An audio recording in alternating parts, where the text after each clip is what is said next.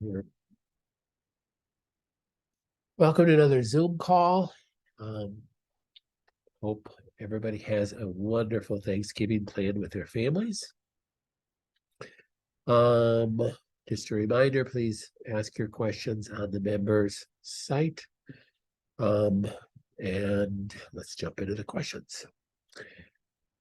I switched my curcumin to alternating between the Terimba and the liposomal curcumin liquid. You've recommended around 4,000 milligrams daily of curcumin, but is the dosage different for the liposomal liquid? 1 teaspoon equals 200 milligrams.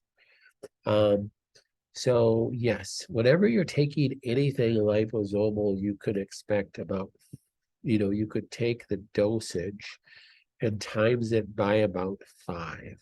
So if you're trying to get 4,000 milligrams, you're still going to need, that's the negative about the liposomal, is that it's expensive.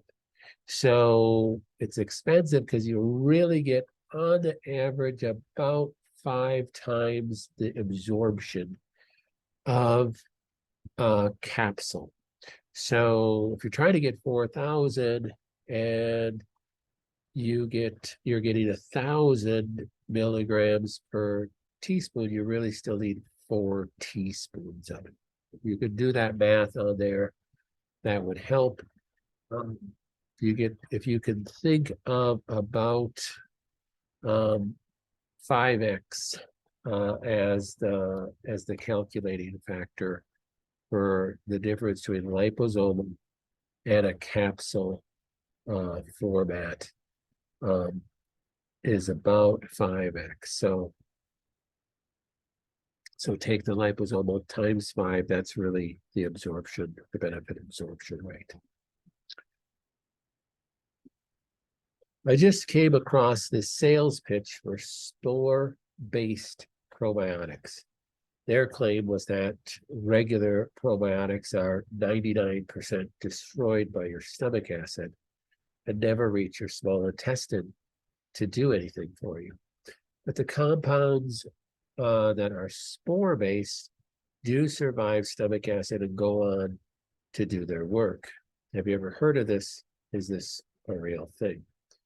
So there are benefits to spore-based probiotics for several reasons. It does survive stomach acid better. That figure that 99% of other probiotics are destroyed in the stomach acid is incorrect. So that is a wrong sales pitch claim right there.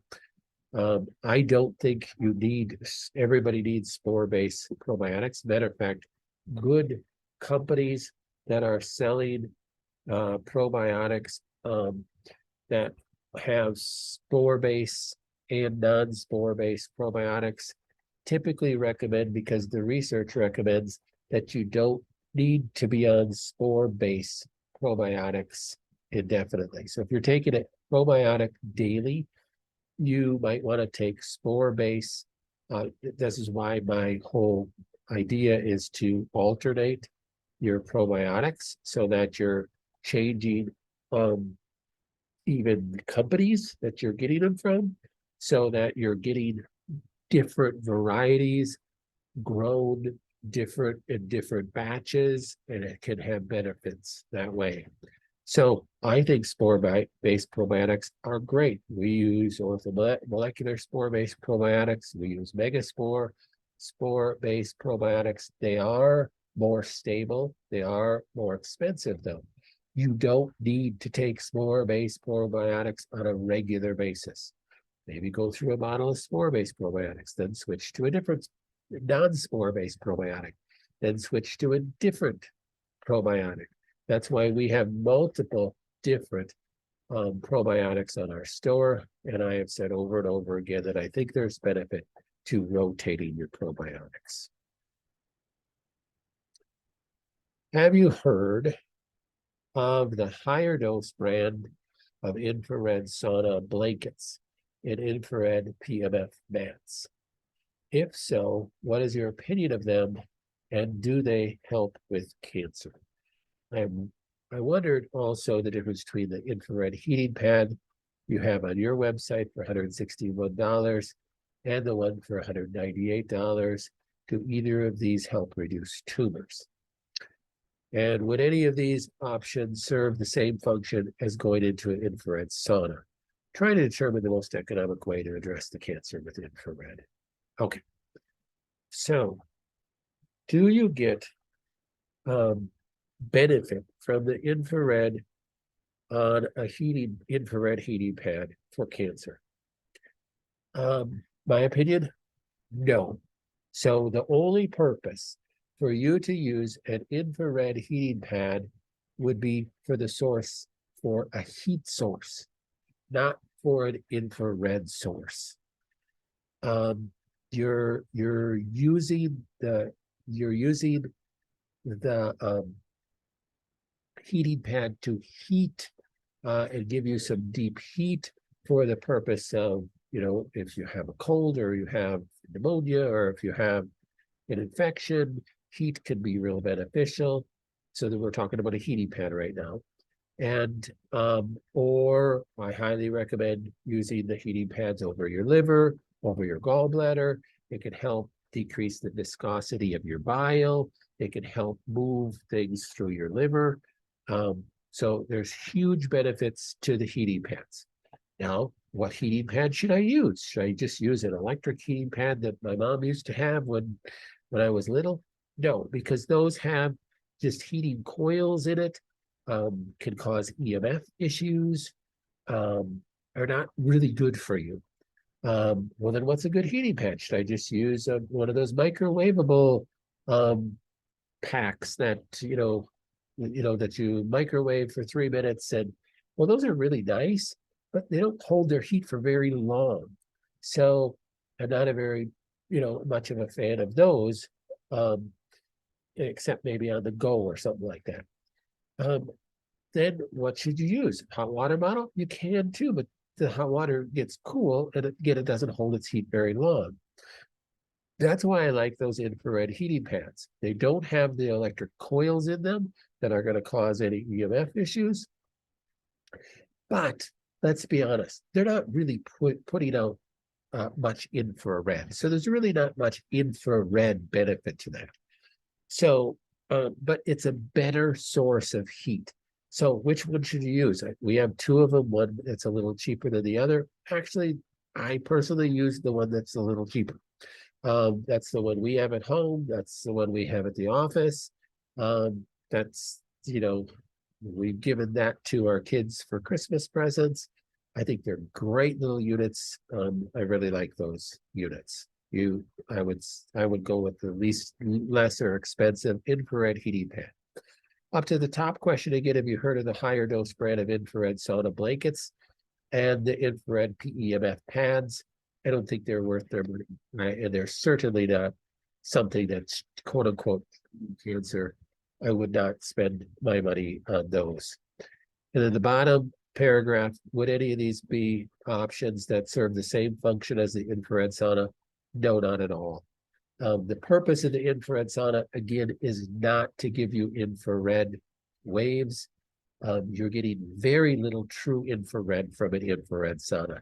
The purpose of an infrared sauna is to cook you, is to make you sweat, is to help you detoxify and bypass the liver and the kidney, help you to use the organ of your skin as a detoxification pathway. That's the purpose of an infrared sauna. They are not in this, it's not even in the same category as the first two paragraphs. So again, the purpose of the infrared heating pad is to produce heat over a specific area. The purpose of an infrared sauna is to make you sweat. So if finances are an issue, like don't have $1,000 to spend on a sauna, just get a heating pad. Just get the infrared heating pad. Don't spend the money on the infrared PEMF mats. They're just not worth it. If you thought I would benefit from ivermectin against breast cancer when you did the cheek swab, or even the genetic analysis could. You have suggested, I asked my doctor about it. I can't test for that because it is a prescription medication, whereas versus fenbendazole is an over-the-counter medication. So I can't test for that.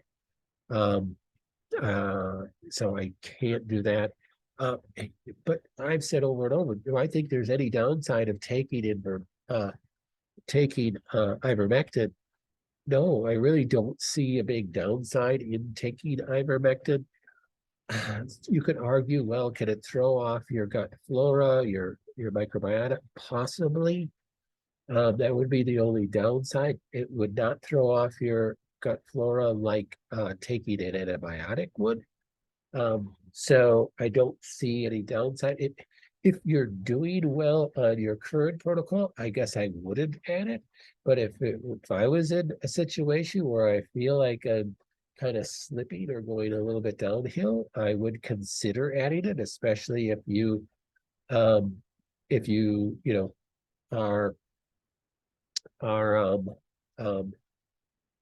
you feel really led in that way. So finish up the question. My GP is cooperative and will help. I suppose that means in prescribing it. I'm already on a parasite cleanse protocol. So the benefit of ivermectin in cancer really isn't the anti-parasitic effect of the ivermectin. It's basically an off-label effect, meaning it's not that it's killing parasites, and therefore benefiting somebody with cancer because they have parasites. It's working on a different metabolic pathway. Same thing with fenbendazole. So, does fenbendazole work for some people with cancer because their cancer is caused by parasitic worms? Because fenbendazole is a medication for parasitic worms. So is that the reason why it helps with some people with cancer, because their cancer is caused from parasitic worms? Not at all. Not at all. It's working on a different metabolic pathway that's slowing the growth of cancer. It has nothing to do with its benefit to help kill worms. So same thing with ivermectin. It's working on a completely different pathway. At oncologist today, I don't know if this person means CEA or what they're meaning. They're CA something, and they're CA15. I think they mean the CA15-3. Triple, these are tumor markers, tripled in 6 weeks. Any suggestions? Yes, we should have a conversation. We should do another cheek swab. We should at least have a conversation next week. When you see your tumor markers, go up a few points or go down a few points. You shouldn't really get too excited. It's just one marker and that can change as things are going. But if it triples, then that's a concern. Now, when is it not a concern if the tumor marker jumps really high? It's not a concern if the person is doing chemotherapy. So if the person is doing chemotherapy, that can cause ISIS, and that can cause a person's tumor markers. If you're doing tumor marker tests, it doesn't always, but it can cause the tumor markers just to triple or quadruple or go up 10 times. So if the person who asked this question is doing chemotherapy, then I don't set up a time to talk to me. But if not, then we should talk. We should probably talk after you get your bone scan and CT results back. Still having kidney pain since COVID, just not sure which way to turn. Let's wait till we get your bone scan, your CT scan, so we have more objective data to go at and be able to answer that question a little bit better. Did I miss the question about iron supplementation? No, because we didn't have a question about iron supplementation this time. None came in.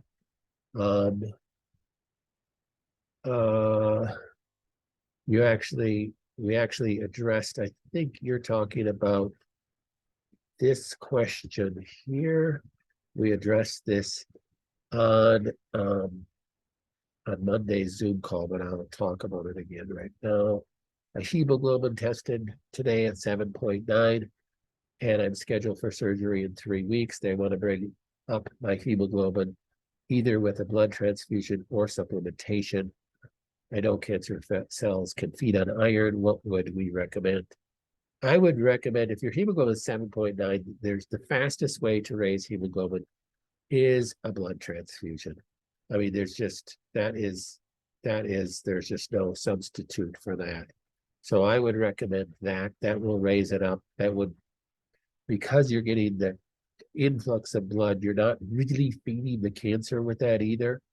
And yes, iron can feed cancer. If your hemoglobin was at a point where they would not give you a blood transfusion, let's say it's 8.3 and their cutoff is 8.0. Different hospitals, different clinics have different cutoffs. So if they are willing to give you a blood transfusion, I would definitely go with that. So it's going to raise your hemoglobin up most rapidly. You'll feel a lot better. You'll be prepped for the surgery. Remember, if you do ask a question before noon on Monday, most likely it's going to be on Monday's Zoom call. So sorry about that. I submitted questions right before the Zoom call started. Yes, you did. Yes, you did. I don't care. You were talking like 4 minutes before the Zoom call started. Okay, so let's see if I can get those in. So here's one. Why are some cancers fast growing and some cancers slow growing? So the speed of replication is the speed of the growth of the cancer. And why is that? Good question. There's multiple different metabolic factors that are taking place with a cancer. And it really has to do with how whatever, is causing the cancer, whatever caused the cancer, whatever damaged the DNA in the first place, what rate that replication is taking place. And that can change through a person's cancer. Well, that does change constantly, because as you go through some treatment, it slows the cancer growth, and then the cancer can take off again. And then you do something different, it could slow the cancer growth, so it can take off again. So that rate of replication changes. So, there's just multiple factors that affect that. Plus, you have to tie in the rate of apoptosis at the same time, because if you can be killing the cancer faster than it's replicating, then you're going to be winning your battle. Can my slow growing cancer suddenly or gradually? Yep, we just answered that question. That can change on a regular basis, and it can be because the cancer found a new fuel source. It can be because your immune system was compromised. We have seen with this vaccine that's out, that cancers have taken off, not just with people that were vaccinated, but if you're around people that are vaccinated and you end up with sloughing of vaccine particles and spike proteins. And it's just, you can't argue that fact, though, that it's suppressed by the medical establishment and suppressed by the media. The vaccine has caused cancers to literally just explode. And we've seen it here in our little teeny weeny clinic, and it is definitely nationwide. They've actually changed the death statistics on a lot of people that have passed away with cancer, and they've labeled them as passing away with the comorbidity. So what's common with, let's say lung cancer, a person passes away with stage 4 lung cancer, they list them as a pneumonia death in order so that they skew the statistics. I know that sounds very conspiratorial, but it's just true. So that's just one aspect that can increase the growth of the cancer. Stress is another thing. So you have an increased amount of stress in your life, something drastic has happened in your relationships or in your family, and your stress goes way up. And as you hear this quite often, that a person's cancer just starts going crazy again. So there's all sorts of things. Why does stress do that? Because stress is a stimulant of your sympathetic nervous system. That's why we encourage you guys to stay doing coffee enemas, because that's going to stimulate your parasympathetics. Look at that, the forms that I have on the website, and I have it on the member site on those different functional medicine, functional neurology exercises to stimulate your parasympathetics and to calm your sympathetics. Those are really important. They're silly, but they're important and they actually work. So don't discount doing those kind of things. Your parasympathetic nervous system is your neurological control of all your detoxification pathways, as well as neurological control of your immune system. So the more you can do to stimulate your parasympathetics and to suppress or calm your sympathetic tone, the better off you're going to be. If I did not do a mastectomy, stayed on Hoxy, and Hoxy got rid of the cancer, would the cancer likely reoccur by having cosmetic fat transfer to fill in the shrunken breast? That's a question that absolutely is unanswerable. So nobody knows, there's no way I could answer that. Is your risk greater by having that done? No, I can't even say that. So there's lots of women that have had reconstructive surgery, and years later they're just fine. So you gotta just be praying about that again, and that's what you want to do. That's what's gonna make you feel better about yourself. Those are really important too. That's a parasympathetic stimulation. So don't feel bad because you want to do something that's going to make you feel better about yourself too. So don't let anybody make you feel guilty about that. And your last question, let's see what that is. Is DIEP flap or lipo fat transfer surgery for cosmetic reasons less invasive than mastectomy and reconstruction? I'm not a surgeon, so I don't know all the surgical ins and outs of these types of cosmetic surgery. So you'd have to really ask them. I don't have an answer for that. I do apologize. I don't know all the surgeries that are available for people. So I wish I could help you with that, but I don't know which one is more invasive and would affect you more. I would think that just thinking of what's taking place in the surgery, that mastectomy and reconstruction is probably more invasive. So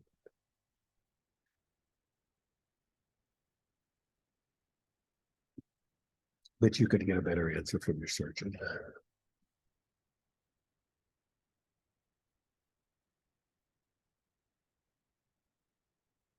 Any other questions?